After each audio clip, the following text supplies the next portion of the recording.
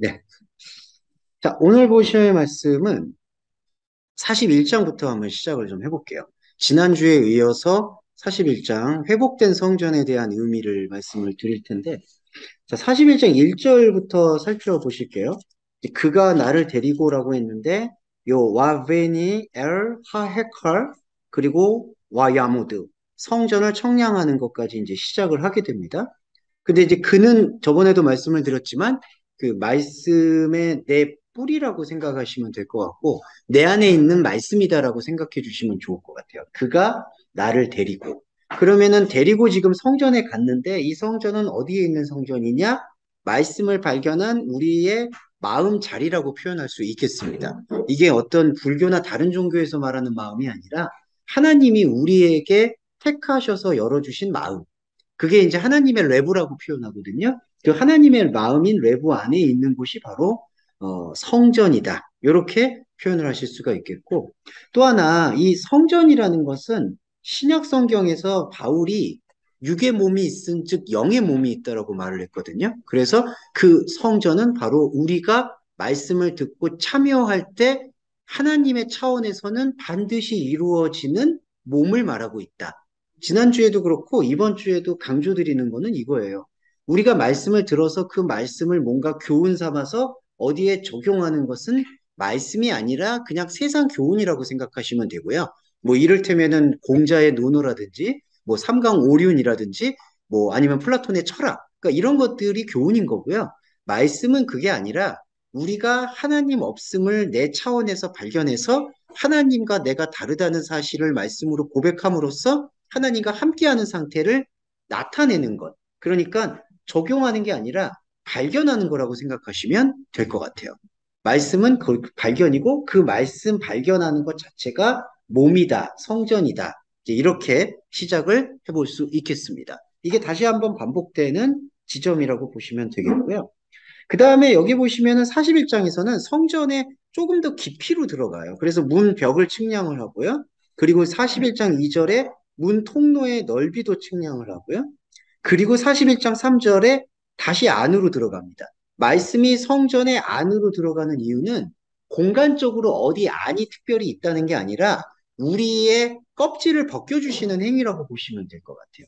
우리의 껍질이 현상의 겉껍질이 하나님이 아닌 다른 것으로 에워싸워 있기 때문에 토성을 마치 무너뜨리듯이 우리의 육의 안목을 벗겨내는 작업을 계속 안으로 들어간다라는 우바 라페라마라는 헬라어로 히브리어로 생각해 보시면 좋겠어요.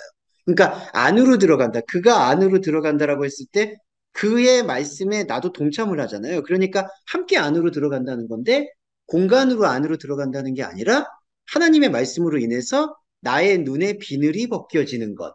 그게 41장 3절에 그가 안으로 들어가서 성전 문 통로의 벽을 측량하는 행위라고 보시면 되겠습니다. 그리고 지난주에 잠깐 말씀드렸지만 측량하다라는 것은 이 몸을 만진다는 뜻이에요. 한마디로. 어떤 몸을 만지느냐? 내가 가지고 있는 원래 나한테 있는 이 영의 몸을 만져서 확인하는 행위를 측량이라고 생각하시면 됩니다. 우리가 측량을 한다는 것은 건축 용어로도 정확한 치수를 재는 거잖아요. 정확한 치수를 쟀을 때 그 안에서 뭘 꾸미고 어떤 거를 만들어 나가고 어떻게 살아가야 될지를 정확히 설계할 수 있는 거거든요. 마찬가지로 지금 성전에서 이 마땅하는 그러니까 측량을 하는 이유는 궁극적으로 뭐냐 하면 바로 영의 몸이 있음을 우리에게 계속 하나님의 말씀이 확인시켜주는 작업이라고 보시면 되겠어요. 그래서 지난주에 말씀을 드렸지만 측량을 할 때에 두께가 두 척이요, 문 통로가 여섯 척이요 하는 그 두 척이다, 여섯 척이다라는 그 측량의 길이나 측정되는 단위는 중요하지 않다고 말씀을 드렸어요. 왜냐하면 그 숫자 자체가 사람이 구상하는 디자인된 숫자거든요. 그러니까 그 숫자는 하나님의 영적인 차원을 만나게 되면은 임시적으로는 쓰일 수 있었지만 지금 에스겔 말씀 안에서는 그게 완전히 흩어지는 경험을 반드시 우리는 경험해야 돼요. 무슨 얘기냐면 다시 말씀드리면 구약에서는 게마트리아라고 해서 하나, 둘, 셋, 넷, 여섯, 일곱, 백, 십 이런 숫자의 의미 안에 아라비아 숫자처럼 이렇게 산수라는 개념이 아니라 수학을 하는 산수하는 개념이 아니라 숫자 자체를 이름으로 보고 그 이름 안에 의미를 담았었거든요. 그게 히브리어에서 말하는 숫자 의미의 게마트리아예요. 그런데 그러한 게마트리아를 우리한테 사용하는 이유는 뭐였냐면은 우리가 가지고 있는 육의 안목이 그렇게 판단을 하고 생각을 해야지 하나님과 다가갈 수 있다고 생각을 했기 때문에 숫자의 의미를 사용했던 것뿐이지 지금 에스겔 말씀에서는 우리를 안에서 안으로 들여내보고 있거든요. 그러니까 영적인 차원에서 영적인 차원의 심연으로 들어가는 과정에서는 이 숫자의 의미마저 녹아내린다라는 게 이 에스겔 성전 말씀의 핵심이다라고 보시면 되겠어요. 그래서 지금 성전의 내전 문 통로의 벽을 측량한다라는 그 개념은 우리가 눈에 육의 안목의 비늘이 벗겨지고 영의 안목이 드러날 때 영의 안목은 눈에 보이지 않는 것이다라고 흔히 생각을 하는데 물론 그것은 맞지만 영의 눈으로는 확실하게 보이고 영의 감각과 영의 손으로는 확실하게 만져질 수밖에 없는 것. 그게 바로 육의 몸이 있은 즉 영의 몸이 있다라는 말씀의 확증이다라고 보시면 되는 거예요. 그러니까 이 측량이 우리가 기능으로 생각하지 마시고 참여하다, 발견하다라고 생각해 주시면 돼요. 무슨 얘기냐? 다시 한번 말씀드리면 41장 3절에서 그가 안으로 들어가서 내전 문 통로의 벽을 측량했다. 이렇게 하면은 측량을 한 다음에 자, 사람의 직선적인 사람은 측량을 했으니까 그 안에 들어가서 어떻게 살고 그거를 설계를 하잖아요. 그런데 하나님의 말씀의 측량은 그게 통합되어 있어요. 무슨 얘기냐면 측량을 하는 행위 자체가 몸이 되어지고 몸이 있다라는 사실의 영원한 확인이 돼요. 그러니까 그 측량 자체가 하나님과 내가 함께 있는 심하게 말씀드려서 하나님 나라 천국이라는 뜻이에요. 측량을 하는 것 자체가. 자, 사람은 항상 이게 꼭 선악과라고 말할 수는 없지만 두 개로 나뉘어져 있어요. 측량을 했다? 그러면 그 다음에 집을 짓고 산다. 이게 바로 우리가 나쁘다 좋다가 아니라 인간이 갖고 있는 원인과 결과의 그 시스템인 거예요. 그러니까 계명을 받았다. 말씀 예를 들면 계명을 받으면 그 계명을 받아서 실천해서 완성한다. 이게 항상 사람이 갖고 있는 사람의 생각의 그 틀인 거예요. 그런데 말씀의 틀은 그게 아니라 계명을 들었다. 측량을 했다. 그러면 측량을 하고 계명을 들은 그 자체가 몸이 되었다라는 선포인 거예요. 근데 그 선포가 사실 영의 차원에서는 필요가 없어요. 왜냐하면 하나님은 벌써 이미 우리를 영으로 보고 계시니까. 누구한테 필요하냐면은 영의 몸도 있지만 혼의 몸도 갖고 있는 우리한테 필요한 거예요. 이 확인은. 그러니까 측량을 한다라는 건 하나님 차원에서는 측량이 필요 없잖아요. 하나님 차원에서는 말씀으로 의롭다함을 여긴 우리 말씀체가 발견이 되면은 그걸로 영원한 거거든요. 그런데 우리는 그렇게 할 수가 없는 거잖아요. 왜냐하면 우리는 측량이 되고 말씀으로 확증이 되고 하나님 말씀으로 여기서 새겨져야지 내가 하나님과 다르다는 것을 정확히 고백을 하게 되어서 하나님과 하나라는 사실을 완성할 수가 있는 거예요. 그래서 말씀은 하나님을 위해서 필요한 게 아니라 우리를 위해서 필요한 거죠. 측량을 한다라는 것 하나 안에서 우리가 요 강조점을 잃어버리지 않으셨으면 좋겠다. 이렇게 설명드릴 수 있겠습니다. 자, 그리고 오늘 본문에서 또 제가 유인물에 적어 놓은 부분에서 41장 4절에 그가 내 전을 측량하니 길이는 20척이요 넓이는 20척이라 그가 내게 이르되 이는 지성소다라고 얘기하는데 지성소의 의미를 좀 풀어드릴게요. 여기서 코데시 카다심인데 이건 두 가지 단어가 그냥 똑같은 거예요. 그러니까 거룩한 것, 분리된 것에 분리된 것 이렇게 해석해 볼 수가 있어요. 그러니까 지성소라는 거는 거룩의 거룩이라는 뜻인데 그걸 다시 거룩이란 단어의 뜻은 분리되는 뜻이니까 분리가 되어서 또 분리가 되다 이 뜻이에요. 그러면은 이게 어떤 의미를 갖고 있냐면은 더 이상 분리된 것과 상관이 없는 상태라는 뜻을 여기서 우리가 말씀의 의미로 도출할 수가 있어요. 무슨 얘기냐면 거룩의 거룩이라는 게 가장 깊은 거룩이라는 뜻이 아니라 분리된 것에 분리된 것.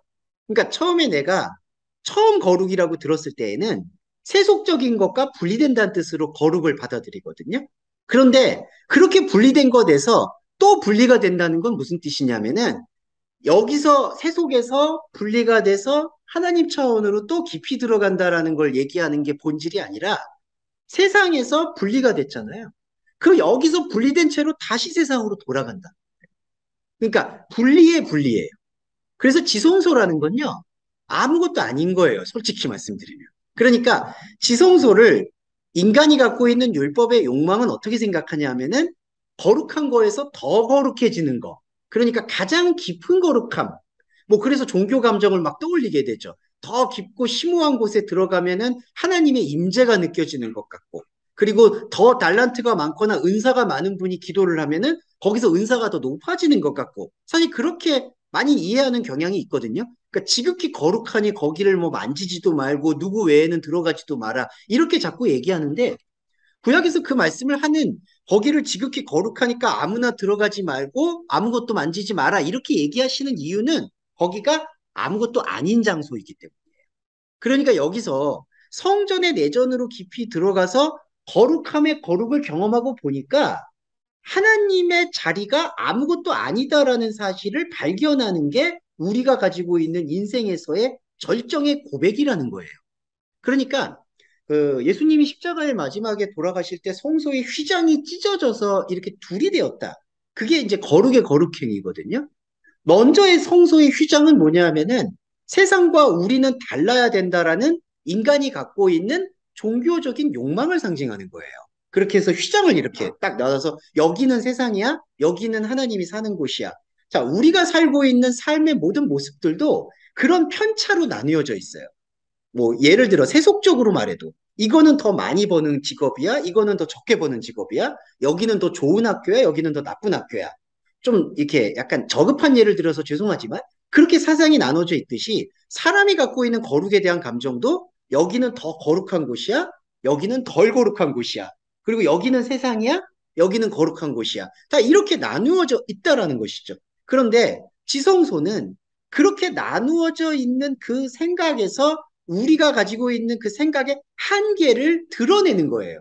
예수님의 십자가가 그 성소의 휘장을 찢어낸 거는 그렇게 생각하고 있는 인간의 이렇게 선이고 악이야, 좋은 거야, 나쁜 거야 라는 그 생각 자체에서 벗어날 수 있게 해주는 유일한 말씀의 뿌리가 너와 함께 있다라는 사실을 선포하는 거예요.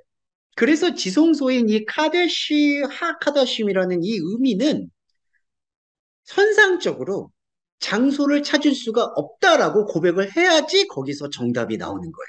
그러니까 예수님께서, 아니 여호와께서 모세에게 여러 가지 제사법을 말씀하시면서 특별히 공을 들인 건 요 지성소 개념이에요. 거룩하고 거룩한 곳으로 들어가라. 이렇게 얘기하는 그 의미는 1년에 1차씩 그렇게 거룩한 곳에 거룩한 곳으로 들어가는 제사를 매번 준수하고 지켜라. 그거를 말씀하시는 게 본질이 아니라 너가 직접 나와 함께 있을 때 현상적인 것에 아무것도 없음을 경험해라는 뜻이 바로 지성소로 들어가라는 뜻인 거예요.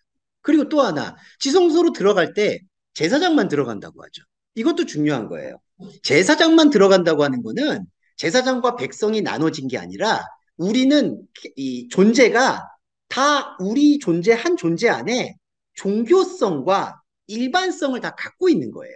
그러니까 내 안에는요, 그리고 집사님 안에, 성도님 안에도 종교적인 내가 있고 세상을 살고 있는 내가 있는 거예요.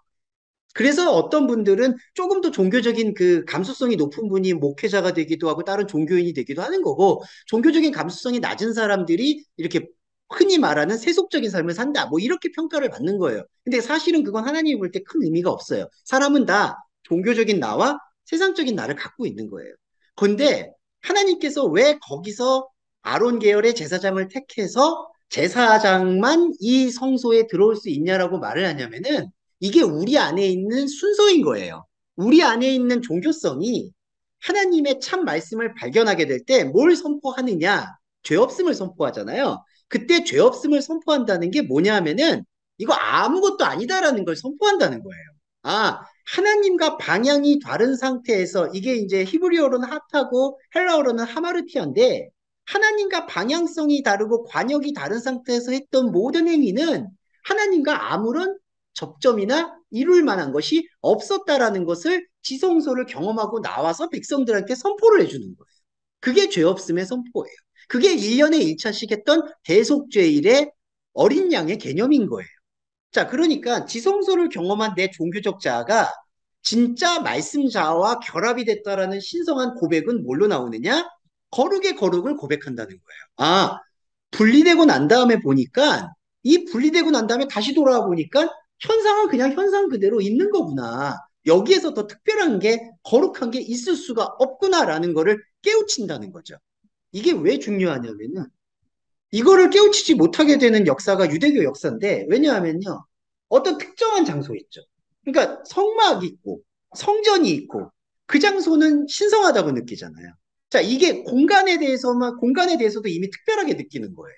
자, 성당을 그렇고요. 교회도 그렇고 옛날에 저도 예전에 경험한 게 그 목사님 올라가는 곳에 막 그 신발 벗고 올라가면 안 된다든지 근데 어느 때는 또 신발 신고 올라가면 또 때리고 신발 벗고 올라가면 또 때리고 하여튼 뭐 기준도 달라요. 그리고 매주마다 거기에 헌화가 되어 있어야 된다든지 그게 되게 그러면 아 뭐 그 당연한 거고 뭐 주일마다 하나님 높이는 거고 목사님 높이는 건데 뭐가 그렇게 문제냐 그게 문제가 되는 게 왜냐하면요 사람은 정성을 들인 만큼 거기에 자기의 에너지가 돌아갈 수밖에 없는 거예요. 그러니까 내가 저렇게 열심히 헌화를 하고 죄송한 말이지만 헌금을 하고 거기서 교회라는 곳을 꾸렸을 때 사람은 어쩔 수 없이 정량적 존재이니까 거기에 모든 어떤 의미를 쏟아부을 수밖에 없게 되는 거예요. 그러니까 기도도 그 방향으로 가게 되고 예배도 그 방향으로 가는 거고 기도도 그 방향으로 가는 거예요. 그게 그렇게 단순한 문제가 아니에요. 아니 그냥 나는 교회랑 공간이 예쁘고 성당도 예외가 아니죠.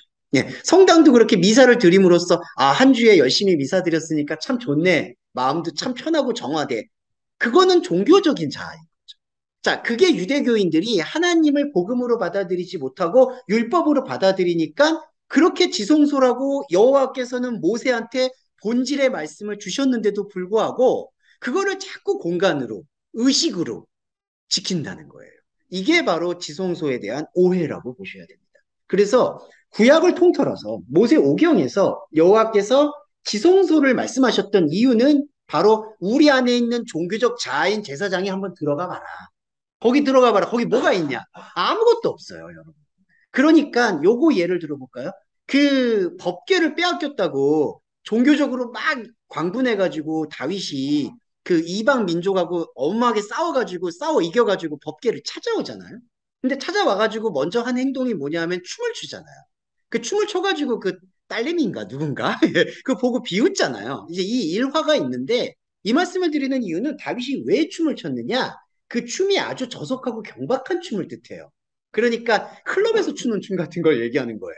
그러니까 일국의 왕이 체면과 위신이 있는 사람이 그렇게 춤을 추는 게 진짜 감정적으로 법궤를 찾아와서 기뻐서 추는 춤이 아니라 내가 이렇게 무릅쓰고 죽음을 무릅쓰고 그리고 병사들의 희생을 무릅쓰고 법궤를 찾아왔는데 이 법궤를 보니까 정말 허무하다는 거예요. 내가 이걸 왜 찾아왔는지 모르겠다라는 거예요.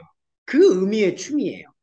이런 해석은 시편을 보면 절절히 나와 있어요. 다윗이 내가 무엇을 위해서 도대체 하나님을 높인다고 하는지 모르겠다. 그거를 고백하는 게 바로 다윗이 말하는 법궤의 탄식인 거예요. 한마디로. 그 춤을 추는 게. 자, 그러면 다윗도 그걸 깨달았다는 건 구약 안에서 이미 지성소라는 개념을 일부는 알고 있었다라는 얘기예요. 모세도 알았고. 그러니까 모세는 가나안으로 들어가지 않고 사실 죽거든요. 어떤 분들은 그게 화를 낸 대가로 가나안에 못 들어갔다 그러는데 얼토당토한 말이에요. 예. 모세는 그걸 깨달은 거예요. 아, 인간의 욕망이 볼 때 보암직하고 가고 싶은 가나안이 가나안이 아니라 광야가 되었든 어디가 되었든 하나님의 말씀 자리와 이 성전을 발견하는 자리가 가나안이었구나라는 거를 몸소 보여준 거예요. 그리고 여호수아도 사실은 등이 떠밀려듯이 백성들의 요구에 의해서 들어갔지만 들어가고 보니까 이거는 여기가 가나안일 수도 있고 광야도 가나안일 수 있었다는 거를 또 깨달아요. 그게 여호수아의 고별 설교를 보면 나와요. 그리고 사사들의 인생도 다 들여다보면요. 거기 안에서 다 신앙 고백들을 해요. 그리고 사울조차도 신앙 고백을 하고 다윗은 말할 것도 없어요. 자, 이게 바로 지성소를 경험한 사람들의 영적 고백이고 이 영적 고백들을 히브리서에서 믿음의 조상인 아브라함 때부터 쭉 설명을 하고 있는 거예요. 그래서 우리가 그리스도론으로 이 지성소를 확실하게 깨우쳐야 될 필요성이 여기에 있는 게 거룩의 거룩이라는 것은 아무것도 아니다. 무슨 얘기냐 하면 세상이나 현상적으로 하나님을 찾으려는 의미는 결국 nothing, 아무것도 아닌 것이다라는 것을 우리한테 확인시켜주는 제사의 예법이 바로 지성소다. 그리고 예수님이 십자가에서 휘장을 찢으신 것은 우리와 이렇게 하나가 됐다라는 화평의 표현이기도 하지만 더 중요하게는 우리에게 지성소를 경험시켜 주시는 거예요. 봐라, 너희들이 생각하는 그 거룩은 없다라는 거예요. 우리한테 그 거룩은 없습니다. 있어서도 안 돼요. 왜냐하면요, 특정한 사람의 육의 욕망과 혼의 생각으로 하나님의 나라를 가두는 거예요. 그게 바리새인들이 말하는 자기들도 못 들어가고 들어가려고 하는 사람들도 말씀의 권위를 빙자해서 가로막는 거예요. 이게 바로 고등사기꾼입니다. 예. 근데 이제 더 문제는 자기가 사기를 하는 걸 모르는 게 문제인 거죠. 예. 그런 사람이 제일 무섭죠. 예, 네. 이게 마치 리플리 증후군이라고 자기가 진짜 이게 진리인 것처럼 얘기하는 사람.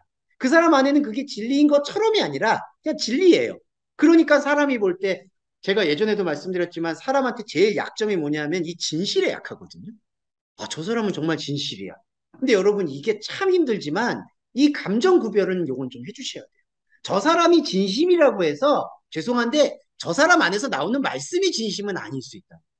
자기가 알고 있는 한계, 자기가 알고 있는 지식, 자기가 경험한 거, 그걸로 나는 정말 봤다니까? 나는 정말 하나님 느꼈다니까? 그걸 진실된 마음으로 얘기할 때 특히 목사님이나 권위 있는 분이나 어떤 도덕적으로 깨끗한 분이 그런 얘기를 해버릴 때 사람들은 부안해동할 수밖에 없어요. 그래서 우리가 말씀을 듣는 그리스도인으로 들어간다는 거는 이러한 지성소의 의미 하나라도 철저하게 우리 마음속에서 영적 자리와 좌표를 세워서 나가야 된다. 그래서 이 성전 안에서 보여주는 지성소 개념이 바로 아무것도 아닌 것이라는 것. 현상적이고 혼적인 관점에서 아무것도 아님을 고백하는 장소가 지성소다. 그러니까 저와 여러분은 루터가 말한 것처럼 만인 제사장인데 만인 제사장이 해야 될 건 딱 하나인 거예요. 제사를 드릴 게 없었다. 이건 제사를 드리라고 하나님께서 명령을 하신 게 아니었다라는 걸 고백을 해야 된다는 거죠. 그게 바로 거룩의 고백입니다. 이게 지성소가 되는 거고요. 자, 그러면 여기 세상에서 아무것도 아님을 고백하게 되면은 그럼 우리는 가만히 있는 거냐? 이게 아니라 동시 반응이거든요. 자, 동시 반응이란 게 뭐냐면 우리 안에서 현상계에서 하나님 없음을 고백하는 하나님 없음에 고백하는 내가 있으면 하나님께서 동시에 나를 의롭다 여겨주시고 교제하는 내가 존재한다는 거예요. 이게 바로 혼적인 나와 영적인 나의 동시 고백이며 동시 반응이며 마지막 부분 동시 공명이에요. 창세기에서 라키아가 궁창이란 뜻인데 울림이란 뜻이거든요. 궁창 위의 물과 아랫 물을 나누어요. 나눈다는 뜻이 이렇게 분리한다는 게 아니에요. 헤브리어적으로 표현해 보면 위의 물과 아랫 물이 서로 이 궁창을 느낄 수 있게 한다는 뜻이에요. 첫째, 둘째 날에. 그러면 위의 물과 아랫 물이 뭘까요? 하나님 차원의 물과 우리 차원의 물이에요.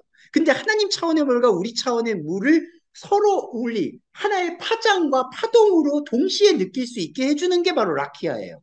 이게 공명이고 울림이에요. 그럼 이 울림이 신약으로 들어오면 뭐가 될까요? 바로 그리스도의 말씀이죠. 그리스도의 말씀이 들릴 때 위의 물과 아랫 물이 들리는 거예요. 그러면서 울린다는 건요, 내가 이거를 공감각적으로 느낀다는 거예요. 다시 돌아와 보면 영의 몸이 지금 살아있음을 느끼는 거예요. 그게 뭐냐? 41장 5절에 보면 첼라라고 번역된 골방이 됩니다. 네. 그러니까 우리 안에 영적인 자아는 골방이 있다라는 거예요. 그리고 이 골방을 창세기에서는 어떻게 표현을 했느냐? 하나님께서 타르데마를 시키시고, 그러니까 아담을 깊이 잠들게 해요. 이 깊이 잠들게 하는 것도 바로 동시공명의 단계인데 뭐냐? 죽은 것도 아니고 살아있는 것도 아닌 거예요. 이 타르데마가. 이게 무슨 뜻이냐면요. 자, 죽은 것도 아니라는 뜻은 하나님에 대해서 살아있다는 뜻이에요. 살아있는 것도 아니라는 뜻은요. 세상에 대해서 죽어있다는 뜻이에요. 이게 바울이 고백과 똑같아요. 나는 세상에 대해서는 죽고 그리스도에 대해서는 살았다. 나는 날마다 죽는다. 이 고백이 그냥 단순한 자기 결단이 아니라 이 창세기의 타르데마를 설명하고 있는 영적인 메시지인 거예요. 아, 나는 이 현상계에서 살아있는 게 아니다. 이 에녹이에요, 저와 여러분. 그러니까, 왜냐하면은 현상계에서의 갖고 있는 가치와 의미는 사실 다 나스잉으로 돌아가는 거거든요.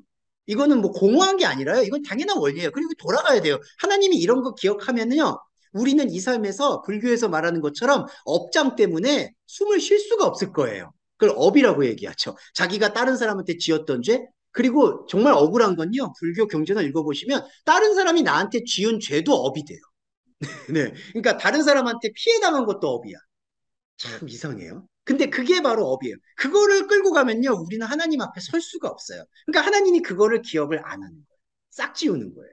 그리고 여기 안에서 이 살아있는 것도 아닌, 세상에 대해서 살아있는 것도 아닌 걸로 만들고, 하나님에 대해서는 절대 죽어 있는 걸로 또 안 만드세요. 이게 타르데마예요. 근데 이제 이거를 자꾸 깊이 잠들게만 했다라고 하니까 아쉬움이 큰 거죠. 조금 더 깊은 의미를 묵상을 해야 되는데. 자, 그래서 타르데마 상태에서 누가 나왔냐? 자, 아담이 타르데마 되었잖아요. 그 안에서 하나님의 말씀이 첼라를 뽑는 거예요. 한글 번역에서는 아마 갈빗대로 되어 있을 거예요. 근데 그게 바로 첼라, 쪽, 편, 구석, 골방이란 뜻이에요. 첼라. 그럼 이 첼라라는 의미의 본질은 뭐냐면 오직 하나만을 교제하는 장소라는 의미로 파자, 곧 이 언어의 의미를 풀어드릴 수가 있어요. 골방은 하나만 소통할 수 있는 장소. 그게 뭐죠? 하나님과만 소통할 수 있는 장소라는 뜻이에요. 거기에서 하와가 나옵니다. 예, 그래서 내가 뼈 중에 뼈요, 살 중에 살이다. 그래서 세상과 외부에서는 이름을 그렇게 지었는데 하나님이 만족을 못한 거잖아요. 그러니까 아담으로 하여금 밖에 이름을 지으라고 하잖아요. 이게 유명론이거든요. 밖에 이름을 지은 거. 이게 여러분 밖에 우리 언어라고 보시면 돼요. 혼의 언어. 우리가 이거 컵으로 말하고요. 노트북으로 말하고 그리고 제 이름도. 이것도 다 규칙이에요. 근데 이 규칙이 어디냐? 타르데마에서 얻은 규칙이 아니고 아담이 밖의 세상에서 규정한 거예요. 이게 언어라는 거예요. 그리고 이게 언어예요. 그런데 타르데마가 됐죠? 하나님을 만나는 자리와 접점이 일어났죠? 거기서 나온 게 바로 하와예요. 이 하와가 뭘까요? 바로 살아있는 자의 어머니다. 이게 바로 영적 자궁을 뜻하는 거예요. 이게 골방이에요. 그래서 이 골방의 신비가 바로 우리 안에서 이 현상에 대해서는 완전히 나승인데 하나님에 대해서는 완전한 충만을 경험하게 되는 게 바로 요 첼라의 신비가 되는 겁니다. 그런데 이 첼라의 신비를 에스겔에서는 6절인가요? 이렇게 표현을 해요. 골방은 세르시로 돼 있다. 3층인데 골방 위에 골방이 있어서 모두 30이다. 자, 여기서는 이 세르시는 조금 숫자적인 의미라기보다는 존재적인 의미가 있어서 풀어드릴 수 있을 것 같아요. 이 골방이 3층이다 레기는 바울의 3층천에 대한 고백과 연동이 됩니다. 바울이 3층천을 고백하는 이유는 뭐냐면 이거예요. 사람의 입으로는 말을 할 수가 없는데 반드시 있을 수밖에 없는 것. 그래서 바울도 그런 고백을 하는 거예요. 내가 하나님의 삼층천을 경험했는데 가히 사람의 말로는 표현할 수가 없다. 근데 경험을 했다고 얘기한 건 뭐죠? 필연적으로 느꼈다는 거예요. 근데 느꼈는데 표현할 수가 없다. 이거는 저와 여러분의 고백과 똑같아요. 자, 저와 여러분 안에 지금 찰나가 지금 저희의 이 시간 안에서 필연적으로 열린 거예요. 이거는 제가 뭐 여러분 열렸습니다, 닫혔습니다 이렇게 말하는 그런 것과 완전히 달라요. 그냥 예배가 시작됐고 이 시간이 열렸잖아요. 이 시간이 열린 게 여러분 안에서 하루데마 상태가 열린 거고 거기 안에서 첼라, 갈빗대, 곧 골방이 나온 거예요. 자, 이건 나왔죠. 이게 분명한 경험이죠. 그런데 여러분 이 경험이 우리가 가지고 있는 말로 논리적으로 설명이 되나요? 설명이 되면 그게 이상한 거죠. 네. 설명이 되면은 그거는 골방이 아닌 거죠. 이거는 3층이라는 거예요. 그래서. 이게 너무 신비로워요. 그러니까 이거를 단순히 그냥 골방이 3개 있다. 그게 아니죠. 그리고 노아의 방주도 볼까요? 방주에 문이 있죠. 문이 3개로 돼 있어요. 문을 왜 굳이 3개로 했을까요? 그거는 뭐 구조적으로? 그게 아니에요. 의미라는 거죠.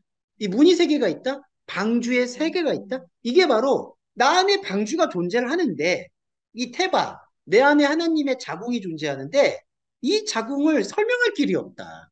이거예요. 그냥 우리가 자궁이다, 생명이다, 우리 언어로 단지 더듬어서 지금 고백하는 것 뿐이라는 거죠. 사실 그 안에 분명히 존재하고 필연적으로 이걸 위해서 우리가 존재할 수밖에 없는데 이것은 우리가 가지고 있는 언어로 표현될 수 있는 것은 아니다라는 것을 설명해 주는 게 바로 이 6절에 말하는 3층으로 되어 있다라는 의미를 얘기하고 있습니다. 그리고 또 하나 의미가 있어요. 자, 말씀드릴게요. 우리 안에서 설명되어질 수 없지만 필연적으로 존재하는 게 말씀이거든요. 그런데 우리 안에서 또 하나의 욕망은 우리 안에서 경험은 되지만 필연적으로 설명이 될 수가 없기 때문에 사람의 욕망이 또 뭐가 있냐? 설명될 수 없는 것에 대해서는 이제 그만해야 되겠다라는 게 욕망이에요. 무슨 얘기냐? 설명이 될 수 없다라는 뜻은 사람의 생각 안에서 더 이상 하지 않아도 되겠다라고 들릴 수밖에 없는 거죠. 자, 여러분, 공부도 마찬가지죠.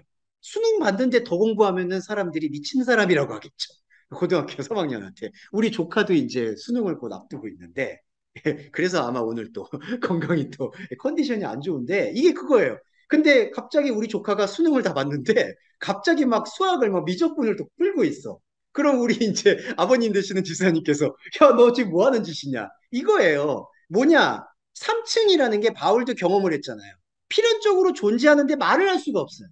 그러면은 사람의 선악과 욕망은 말도 할 수 없고 다른 사람한테 입증도 안 되고 그냥 너 안에서만 타르데마가 있고 첼라가 숨쉬는데 그거를 너는 왜 지속해야 돼라는 게 밖에 이름을 짓고 밖에서 살아온 사람의 공통적인 체질이라는 거예요. 그래서 3층은요, 또 하나의 의미는 내 인생을 겹겹이 싸고 있는 바로 그 충동. 너한테 쓸모없는 건 하지 마. 아무것도 아닌 건데 그 지성소에서 뭐 하고 있어? 거기 나오라고 하는 거기서부터도 그거를 벗겨내는 작업. 그게 바로 비늘을 벗겨내는 작업이에요. 그게 3층의 또 하나의 의미예요.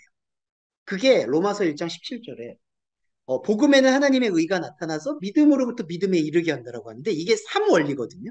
내가 가지고 있었던 신념의 믿음에서 벗어나서 내가 믿고 싶어 했던 모든 것들을 비늘을 벗겨내는 두 번째 믿음, 마지막으로 하나님의 존재와 합일이 되는 세 번째 믿음. 그게 진짜 믿음. 그래서 이게 우리 안에서 돌아가는 거예요. 그러니까 내가 생각했던 신념의 종교성으로 하나님을 찾았지만 그게 안에는 하나님이 절대로 계시지 않는다라는 것을 이 66권 말씀을 통해서 깨우치는 두 번째 믿음. 그게 산산이 부서지는 믿음. 마지막으로 그럼 우리는 뭘 해야 돼요? 했는데 그 순간 내 안에 첼라, 내 안에 골방이 보일 수밖에 없는 것에 대한 긍정, 수용. 이거를 우리 시간, 우리 인생이 주어져 있는 시간 동안에 지속시키는 것이 바로 골방을 지속시키는 3층의 의미라는 거예요. 3층천. 그러니까 3층천 언제까지 해야 되느냐라고 얘기하면은 우리한테 주어져 있는 이 육의 옷을 벗는 순간까지가 하나님과 함께하는 3층천의 신비라는 거예요. 이건 지속해야 돼요. 왜 그럴까 하면은 원리예요. 원리가 뭐냐면 우리 안에 둘러싸여 있는 것들이 이게 이제 사방 우겨 싼다라고 번역이 되어 있는 구절을 기억합니다. 그리고 바울도 로마서에서 너무나 탁월한 고백이 있죠. 오호라 나는 곤고한 사람이다. 누가 건져내냐? 그러니까 못 건져낸다는 뜻이에요. 그걸 버린다는 뜻이에요. 그 말인데 너무 괴로워하죠. 그게 왜 그러냐면은 이 외피가 그러니까 아담이 타르데마로 들어가서 첼라를 골방을 끄집어내서 여기서 하와를 내서 뼈 중에 뼈라는 고백을 하기 이전에 외부에서 쌓아놓았던 이 이름이 겹겹이 쌓여 있는 거예요. 그리고 그 이름이 그냥 쌓여 있는 게 아니라 종교의 이름과 같이 뒤섞여서 쌓여 있는 거예요. 그래서 카인이 하나님이 명령하지도 않았는데 제사를 드리잖아요. 그러니까 그런 제사를 드리는 이유들이 뭐냐 하면은 바로 아담의 내부에가 아니라 아담의 외부에 있는 이름들이 활개치고 다니는 거예요. 그래서 관성이 뭐냐 하면 우리 안에서 이 3층 골방의 신비를 계속 말씀으로 노출시키지 않으면 비늘을 벗겨내지 않으면 어느 순간 나는 말씀을 다 깨우친 것처럼 느껴지는데 어느 순간 나는 하나님의 말씀과 합일되지 않고 외부에 좌표를 심어놨던 그 이름으로 휩쓸린다는 거예요. 이게 성령 회방입니다. 그러니까 영이 들어오는데 영에 대한 것들에 대한 숨을 쉴 생각은 안 하고 아 이제 나 영 들어왔고 흔히 그런 분들도 있죠. 나는 하나님께서 영감을 주셔서 어느 성경을 봐도 다 깨우침이 있대. 도대체 저는 그 깨우침이 뭔지 모르겠어요. 그리고 나는 어디 가도 다 해석이 된대. 나는 그건 정말 말도 안 돼. 저도 한 2%, 예, 퍼센테이로 말하면 그렇지만 나는 그렇게 말하는 분들이 정말 신기해요. 배우고 싶어요. 근데 그렇게 말하는 것 안에 제가 죄송하지만 단언하는데 그게 멈추겠다라는 욕망인 거예요. 아, 난 다 알았다, 이제. 하나님 사랑은 다 이렇고, 뭐 그렇다. 그러면 이게 골방이 말하는 3층이라는 것에 대해서 이미 제대로 이해를 못하고 있다는 뜻입니다. 그래서 이거는 하나의 사랑의 빛이라고 설명드릴 수 있어요. 로마서에서 말하는 피차 사랑의 빛 외에는 아무 빛도 지지 말아라. 다른 빛은 뭐죠? 율법의 의무예요. 근데 사랑의 빛은 뭐냐면 하나님과 이 골방의 3층의 신비, 우리 차원에서는 비늘을 벗겨내고 하나님 차원에서는 그 골방을 더 깊게 파고드는 것을 이야기하고 있습니다. 자, 그걸 깊게 파고들면 어떤 현상이 일어나냐면 근데 오늘 시간이 한 장만 봐도 길어지겠는데 그래도 조금만 더 볼게요. 뭐가 나오냐면요. 4장 11절로 이제 조금 더 넘어가 보면요. 되게 허무한데 중요한 게 있어요.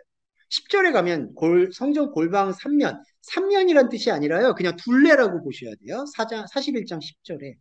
성전 골방의 사비부, 사방에 넓이가 20척 되는 뜰이 둘려 있고, 그 다음에 11절을 볼까요? 그 골방의 문은 지난주에 말씀드렸듯이 하나의 쓰임새인데, 성전을 발견하게 되면요, 이 쓰임새가 허물어지죠. 문이라는 건 들고 오면서 뭔가를 움직이는 걸 얘기하는데, 그 구별이 없어진 거예요. 문이라는 거는 이른바 파티션이라서 A하고 B를 나누는 구역인데, 그게 지금 없어진 거예요. 그리고 영적인 의미가, 그리고 그래서 그 영적인 의미를 여기서 뭐라고 살리느냐? 그 골방의 문은 다 빈터로 향했다라고 돼 있어요. 이 빈터라는 게 이게 야나스라는 단어인데, 이거는 그냥 내버려 두다라는 뜻이라고 볼 수가 있어요. 빈터. 내버려 두다. 그러니까 그 골방의 문은 내버려 두는 곳으로 향하였다. 하나는 북쪽, 하나는 남쪽. 북쪽과 남쪽은 다 인생의 시작과 끝, 동과 서와도 유사하거든요.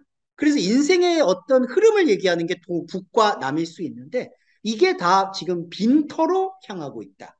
이게 아까 말씀드렸던 지성소에 대한 반복되는 표현인 거예요. 빈터라는 게 뭐냐? 그냥 내버려 둔 장소. 여기서 우리가 중요하게 봐야 되는 게, 내버려 둔다라는 거에 대해서 우리가 이 라이프 스타일 얘기할 때 사람의 충동은 이 현상을 내버려 둔다 그러면은 아무렇게나 산다는 걸 생각하잖아요. 아, 그래, 그냥 내버려 둬도 돼, 이거는. 근데 그거하고는 전혀 달라요. 무슨 얘기냐? 아무렇게나 산다라고 생각하는 거는 여전히 그 내버려 두고 있는 세상에 대한 자기 신념과 자기 철학이 있다는 얘기예요. 무슨 뜻이냐? 자, 세상을 살아가는데 무의미하다. 세상은 아무리 살아도 하나님께 응답이 없을 거다라고 생각하게 될 때 사람의 선악과는 그러니까 세상에서 그냥 아무렇게나 살아도 되겠네. 그냥 죄송한 저속한 예를 들자면 뭐 간음해도 되겠네. 뭐 살인해도 되겠네. 도둑질해도 되겠네. 아니면 그냥 대충 살아도 되겠네. 남자분들이 이런 함정이 있죠. 그냥 나는 가장인데 지금까지 열심히 살았지만 아유 뭐 인생 별거 있어. 자, 근데 죄송한데 그 욕망은 하나님을 진짜 아는 그저 내버려 둔 상태를 받아들인 욕망이 아니라 마음대로 살고 싶어 하는 선과 악의 욕망이에요. 지금 우리가 말하는 거는 그런 차원이 아닌 거예요. 인생이 그냥 주어져 있는 빈터다라는 거를 우리가 말씀으로 담담히 받아들이고, 그리고 그냥 내버려둔 곳을 그냥 살아갈 수 있는 영적인 용기가 우리한테 주어지는 게 바로 골방이 빈터로 향해 있다는 거예요. 그러니까 골방은요, 하나님의 말씀은요, 세상에 대해서 답을 주지 않는다라는 게 여기에 나오는 거예요. 골방은 하나님의 말씀 자리거든요. 그런데 하나님의 말씀 자리가 우리한테 세상에 대해서 보여주고 있는 솔루션은 다 내버려 두다라는 거예요. 이게 참, 그냥 내버려 두는 거예요. 이게 그냥 둔다. 근데 여기서 이제 사람이 대응 방안이 나오는 거죠. 아까도 잠깐 말씀드렸듯이 내버려 두니까 그럼 하나님이 관심이 없네? 관심 없으면 무관심 하지 마라. 이게 뭐죠? 인간이 갖고 있는 그 틀인 거예요. 쓸모 있는 것만 하려는 틀. 근데 그게 아니죠. 그걸 내버려 두게 되면요, 우리한테 주어져 있는 이 세상을 그냥 있는 그대로 보게 되는 거예요. 이게 바로 빈터로 향하는 골방의 눈이에요. 근데 이게 더 신비로운 게, 조금 이따 종려나무는 쉬었다 갈 텐데요. 이게 진짜 신비로운 게 이게 그대로 있다라고 보잖아요. 그대로 있는 사람에게는 이게 흔히 우리가 이제 세상적인 말로 사심이 들어가지 않는 상태가 구현이 된다라고 봐야 돼요. 사심이라는 게 뭘까요? 자기 인생 안에서 아담이 타르데마 전에 거기다가 의미를 부여하잖아요. 그러니까 이걸 흔히 스포츠로 말하면 힘을 빼야 되는데, 야구나 이럴 때 공을 던질 때, 그리고 골프할 때 샷을 할 때 힘을 빼야 되는데 힘을 의식하고 준다. 이게 뭐죠?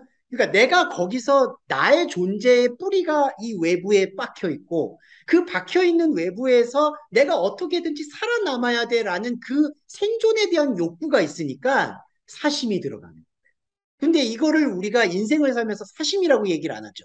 열심히 해야 됩니다. 삶에서 의미를 추구해야 됩니다. 그리고 기독교인 중에 삶에서 열매를 얻으려는 분들은 거기다 하나 더 부과하죠. 내 달란트를 열심히 활용해서 하나님께 영광을 돌려야 됩니다. 근데 이 세 가지가 똑같은 나물이죠. 사심이에요. 죄송한데 이것도 종교적 사심인 거예요. 무슨 달란트로 영광을 돌려요? 하나님이 그거를 과연 받으실까요? 그거 받으면 저는 죄송한 말인데 그건 하나님 아니라고. 하나님이 그걸 받고 기뻐하신다?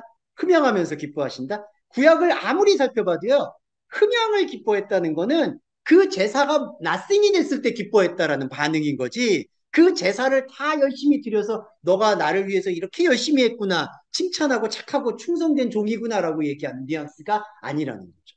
그러니까 제가 아까 빈터가 자, 골방이 하나님 말씀이 세상에 대해서 빈자리를 보여준다라는 게 왜 복음이냐면은 여기에 대해서 사심이 없는 상태로 내가 삶을 들여다보고 내가 삶을 대처하고 내가 삶을 살아갈 수가 있게 됩니다.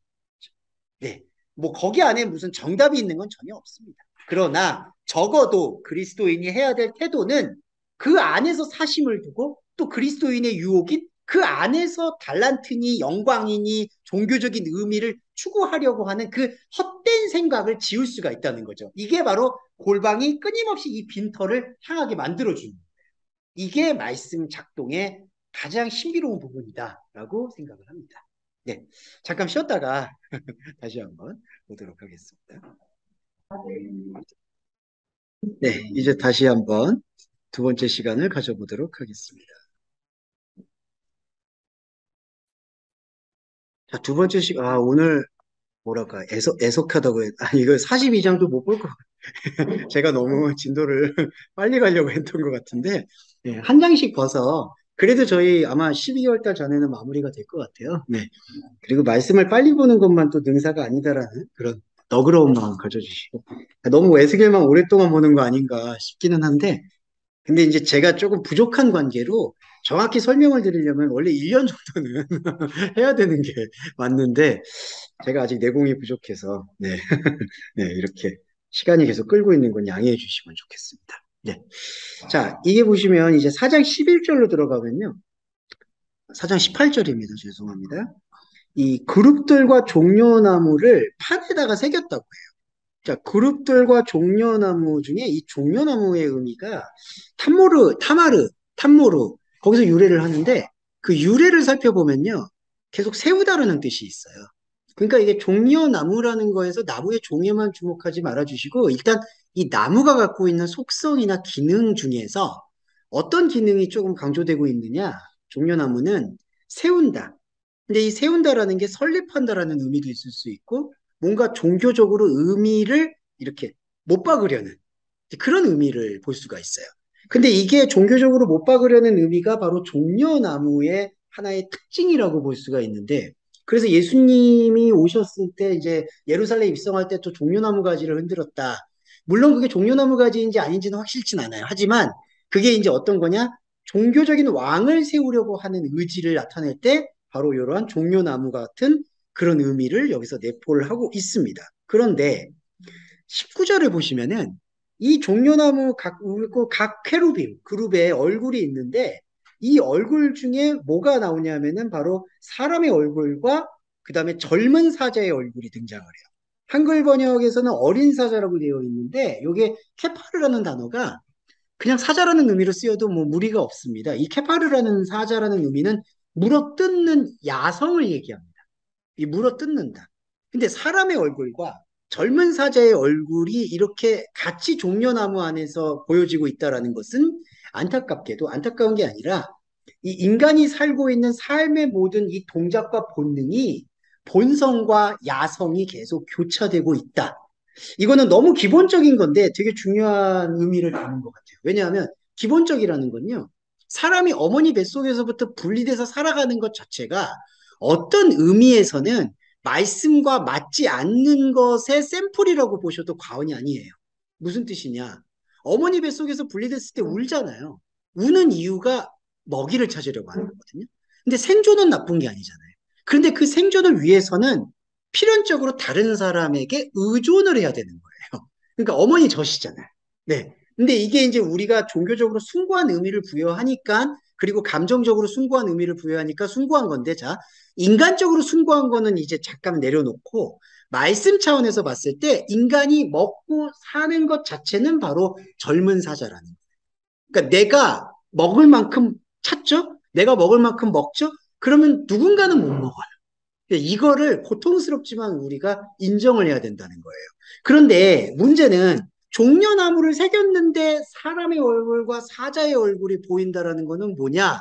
여기서 이 종려나무나 캐르빔 그룹에 대해서 다시 한번 생각을 해보라는 환기를 지금 우리한테 주고 있다라는 걸 주목해야 돼요. 그러면 케루빔이라는 게 그룹이라는 게 뭐였냐면은 천사라고도 쓰이기도 하고 하나님의 뭔가 영험한 것이 흐르는 것을 케루빔이라고 많이 표현을 하거든요. 그런데 구약을 잘 볼 때 하나님께서 이 말씀 중에 케루빔, 그룹이라고 나오는 것이 과연 하나님의 진정한 말씀 작용으로 많이 쓰이느냐? 그렇지 않다고 봐야 돼요. 이 케루빔은요, 제사장들이 둘렀던 우림과 둠밈처럼 내가 하나님을 믿고 있기 때문에 이런 현상에서 하나님 이적이 나타나고 있다라는 것을 뭔가 현상적으로 확증하려는 인간의 액세서리가 케루빔이나 우림이나 둠밈으로 나타나는 거예요. 그러니까 제사장들이 옛날에 전 정말 설교할 때 이해하기가 힘들었던 게 왜 목사님들이 박사가운을 입고 나와서 설교를 하시는지. 그게 박사가운이라고. 아니, 정말 이거 비판하는 게 아니라 저는 진짜 이해를 못했어, 그게. 그 박사 가운이 아니더라도 뭐 안수했을 때 입는 가운 같은 거 있잖아요. 꼭 그거를 이렇게 경건의 옷으로 입는 게 그 제사장들이, 이거 볼게요. 제사장들이 우림과 둠밈을 패를 두르는 이유는 뭐냐면요. 내가 우상이다라는 걸 고백하는 행위인 거예요. 우림과 둠밈이라는 게요. 그 깊이로 들어가 보면요. 형식, 표식, 우상이에요. 그러면 뭐냐? 제사장이 그거를 직접 우림과 둠밈의 옷을 입는 이유는 뭐냐 하면 내가 하나님 앞에서 이 제사장이라는 존재가 아무것도 아니다라는 거를 고백하는 행위거든요. 너희들 날 봐라. 우림과 둠밈을 갖고 있는 케루빔에 둘러싸여 있는 내가 하나님을 과연 기쁘게 할 수 있는지 생각해 보라는 환기작용인 거예요. 이 그룹이라는 케루빔도 마찬가지인 거예요. 그런데 그거를 입으면 어떡해요? 그러니까 아니 그러니까 입어서 죄송한데 입어가지고 진리를 말씀하시면 또 모르겠는데 그것도 아니야. 입어가지고 또 권위를 강조해요. 무슨 하나님의 종의 권위. 저는 여러분 이게 비판을 해야 되는 게 그런 것들이 알게 모르게 이상하게 다 스며들어 있어요. 그래서 뭔가 목회자다, 뭔가 신부님이다 이러면은 하나님과 신의 대리자라는 최소한의 그런 그리고 그 목회자 당사자도 그러한 자기가 그런 생각을 갖고 있다 보니까 말도 안 되는 일들이 벌어진다.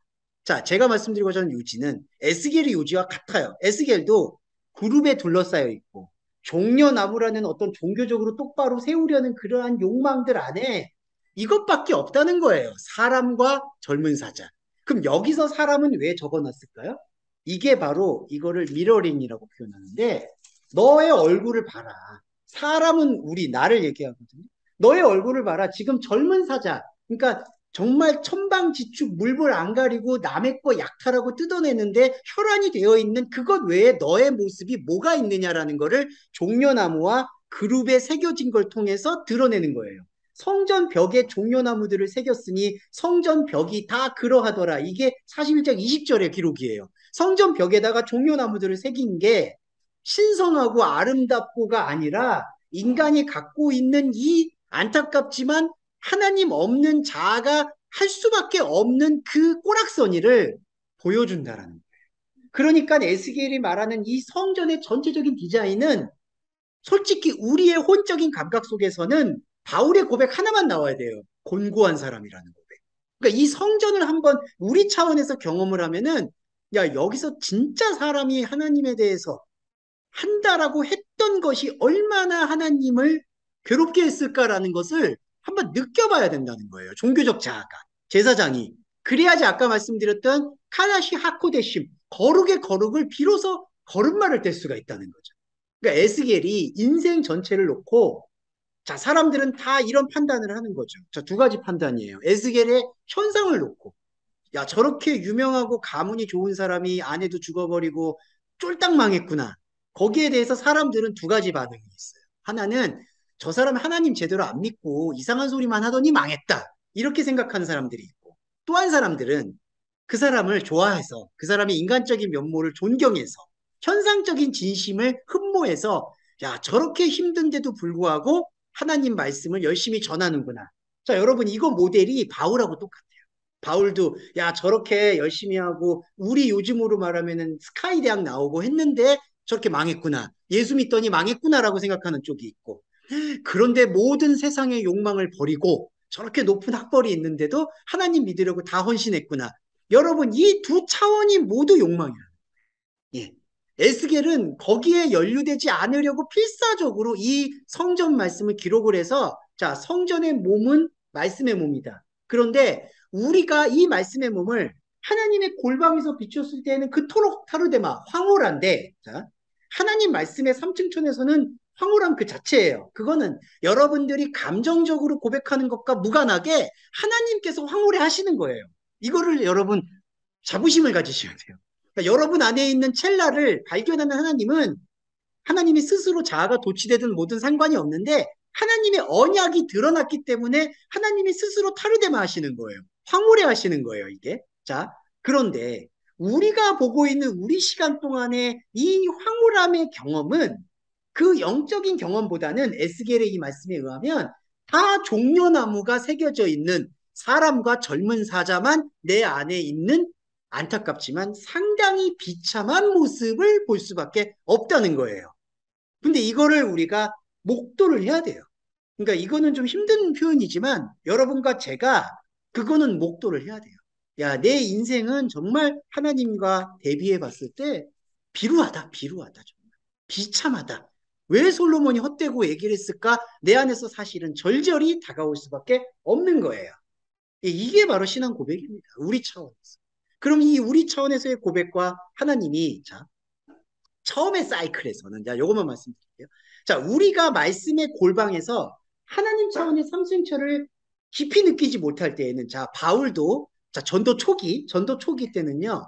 사람이 혈기가 엄청 많잖아요. 여러분 느껴지시죠? 막 바나바랑 대판 싸우고 뭐 이거는 무슨 말씀을 가진 사람인지 아니 자기가 성령의 9가지 열매 열거해 놓고 자기가 하나도 못 지켜요. 희락이 무슨 희락이에요? 화평이 없어요, 그 사람. 맨날 예민하고 짜증내고 그리고 뭐라고 한마디 하고 헌금 받은 것 같고 변명하느라고 고린도후서 다 썼잖아요.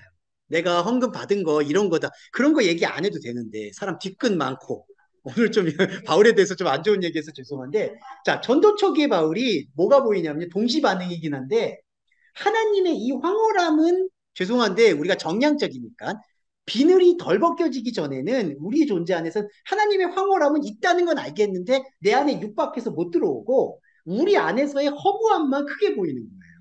저와 여러분에게도 다 사이클이 다르겠지만 이게 초기 단계라고 보시면 돼요. 근데 이 시간에서 하나님 말씀에 점점 노출이 되잖아요. 그러면은 설명할 수는 없지만 아까 말씀드렸던 설명할 수 없지만 필연적으로 있을 수밖에 없는 그 첼라 골방의 신비가 여러분들 안에서 점점 압도가 되면은 초기에 까칠하고 어려웠고 이런 것들이 사심의 기둥들이야 사심의 뿌리들이 하나둘씩 뽑혀 나가면서 내가 세상에 대해서 이름을 버가놨던 것들이 하나씩 뽑혀 나가면서 쉽게 말씀드려서 이제 젊은 사자가 늙은 사자로 변하게 되는 거예요. 네. 이게 이제 마지막으로 연동드리면 다니엘이 사자굴에 갔을 때 사자가 안 알아보잖아요. 그거는 다니엘에게서 피냄새를 몰랐겠다는 거죠. 다니엘을 그냥 굴러다니는 골로 보니까, 돌로 보니까. 돌을 씹진 않잖아요. 사자도 자기가 피냄새를 알아야지 먹지. 야성이라는 것도 이게 돈이 되고 이게 자기 욕심을 채우고 이게 뭔가 나의 생존을 채워줄 수 있다라는 유익이 되니까 물어뜯는 거지. 안 그러면 물어뜯지 않겠죠. 자, 이게 바로 에녹이 되고 다니엘이 되는 것처럼 우리 그리스도인도 초기라고 말씀드려서 죄송한데 초기에는 인생의 허무만 발견하니까 너무 힘든 거예요, 솔직히. 이게 여러분과 저는 제일 여러분들 중에서 제일 강하다고 봐요. 항상 말씀을 보면 내가 왜 글을 써야 되고 내가 왜 먹고 살아야 되는지 진짜 고백을 하면요. 내가 왜 인생을 이러고 살아? 아, 나 막 살래라가 막 꿈틀거려요. 죄송한데 이게 제 부족한 자아니까. 그런데 이게 그래도 그나마 죄송해요. 하나님의 말씀과 성전의 내막에 계속되는 골방이 신비스럽게 파고들면서 그냥 그래도 괜찮겠고 이래도 괜찮겠고 하는 그런 움직임이 여기서 느껴지는 거고 가만히 보면 에스겔은 거의 뭐라고 해야 될까 그 삼층천에 대한 골방의 세 번째에 대한 거의 그 바닥을 느낀 사람 같다는 느낌. 그래서 성전에서 내 인생이 성전인데 내 인생의 성전에 보니까 모든 것이 사람과 젊은 사자밖에는 보이지 않았다. 내 모든 예언자의 선지자의 생은 이것 하나다. 이거를 설명하고 있는 게 아닌가. 그래서 41장 19절에 사람의 얼굴과 젊은 사자의 얼굴이 보이는 이 신비로움이 바로 거기에 있지 않은가라고 정리해 볼 수 있겠습니다. 그래서 오늘 설교를 41장 한 점만 해서 송구하긴 한데 정리를 해보면요. 제일 중요한 개념 중에 41장의 개념은 바로 지성소의 개념입니다. 지성소의 개념은 더 깊어진 거룩함을 얘기하는 게 아니라 세상적으로, 현상적으로. 현상과 세상에서는 더 이상 분리되고 내가 세상과 다르다는 걸 주장할 것이 없다라는 걸 선포하는 장소가 지성소다. 우리 안에 있는 제사장은 그걸 선포할 수 있어요. 그래야지 아사셀 양을 저 무인 광야로 보낼 수 있고, 그래야지 비로소 제사장이 그 우림과 둠밈의 무거운 짐을 내려놓을 수가 있는 거예요. 안 그러면 절대로 못 내려놓고 또 1년에 1차씩 또 들어가죠. 지금 잘못된 예배가 또 가운 입고 또 들어가고, 또 가운 입고 또 들어가고. 아, 제가 가운에 이렇게 트라우마가 생긴 게, 그 가운이 꿈에서도 나와서 그래요. 그 가운 입고 막 윽박 지르고, 막 회개하세요, 뭐 이러고, 뭐 회개를, 죄송합니다. 네, 제가 그런 것들이 너무 트라우마가 많다 보니까 사람이 그런 잔재들이 많아요. 그리고 또 하나, 골방에는 생명의 신비가 있다. 이 생명의 신비는 밖에서 찾은 이름이 아니라 바로 안에서 찾은 이름 안에 하와라는 생명의 자궁으로 주어진다. 그리고 이 골방의 눈으로 현상을 보게 될 때 모든 것은 그냥 두어진 빈터다. 그리고 이 빈터 안에 우리의 인생의 허무함을 이렇게 복귀해주는 역할이 바로 종려나무를 새긴 거예요. 우리 인생에, 자, 이게 이제 과거 수련 방식인데, 마지막으로 이것만 잠깐 말씀드릴게요. 제가 예전에 과거가 변한다는 말씀을 드린 적이 얼핏 있는데, 이게 뭐냐면요. 그냥 심리적으로 과거를 변화시키고 이러는 게 아니라, 자, 골방은 시간을 초월해 있어요. 우리 시간을. 골방은 하나님의 시간과 우리가 만나는 자리예요. 자, 하나님과 만나는 골방은요. 자, 하나님이 우리를 보는 방식은요. 여러분 인생을 이렇게 직선으로 보지 않고요. 시간을 통으로 보세요. 그러니까 만약에 집사님이 태어났을 때와 돌아가실 때를 골방은요. 이렇게 보는 거야. 그냥 하나로. 그러니까 우리는 근데 40대나 50대나 60대나 지금 이 피리어드 안에서만 보잖아요. 그리고 이 피리어드 안에서만 과거, 현재를 판단하고 평가하는 거예요. 그런데 하나님의 말씀체인 골방은 이걸 전체를 보는 거예요. 그래서 사실은 엄밀히 말하면 그분의 골방 안에는 과거가 없는 거예요. 그러면 우리는 이 과거, 이 전체로 보이는 골방에서 내 전체 안에서 종려나무를 보잖아요. 하나님 없음을 보잖아요. 그것 자체가 내가 과거에 했던 어떻게 보면 하나님과 전혀 달랐던 행위들이 하나님께서 완전히 소멸을 시켜버리는 죄 사함의 궁극이 나타나는 거예요.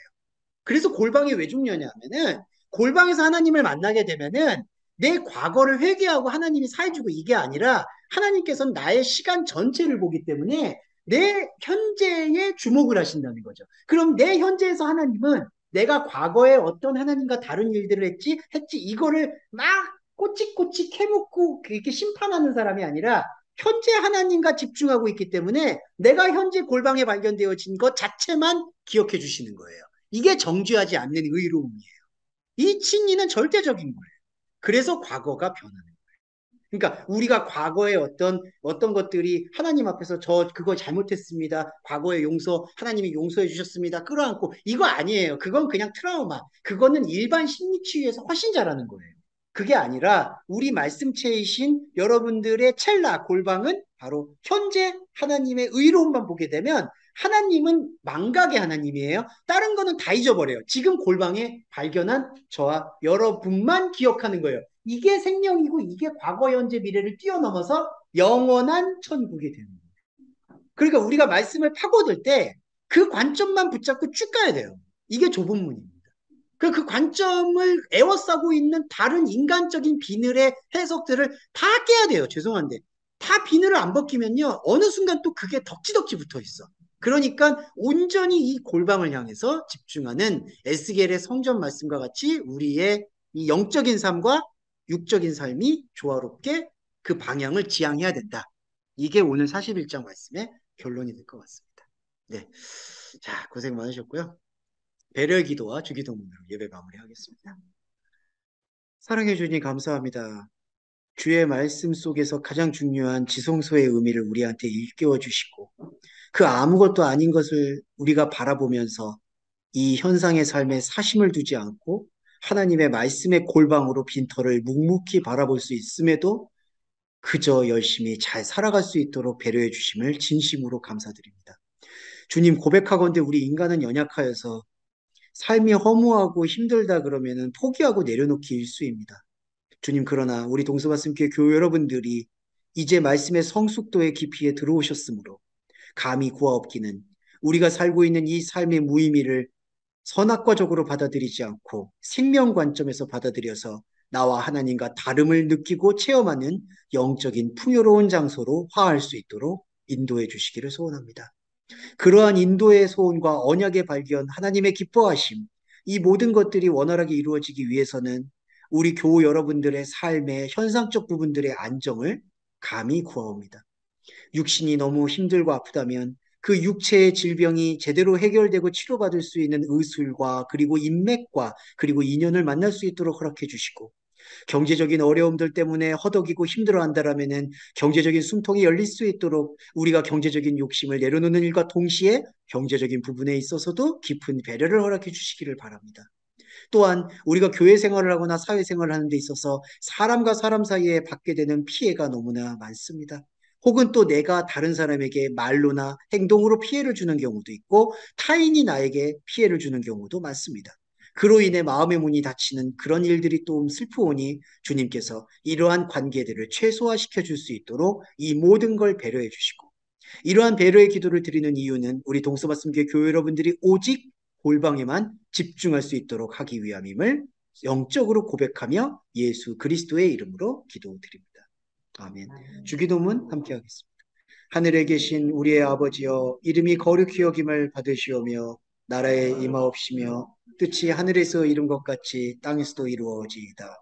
오늘날 우리에게 일용할 양식을 주옵시고 우리가 우리에게 죄 지은 자를 사하여 준 것 같이 우리의 죄를 사하여 주옵시고 우리를 시험에 들게 하지 마옵시며 다만 악에서 구하옵소서.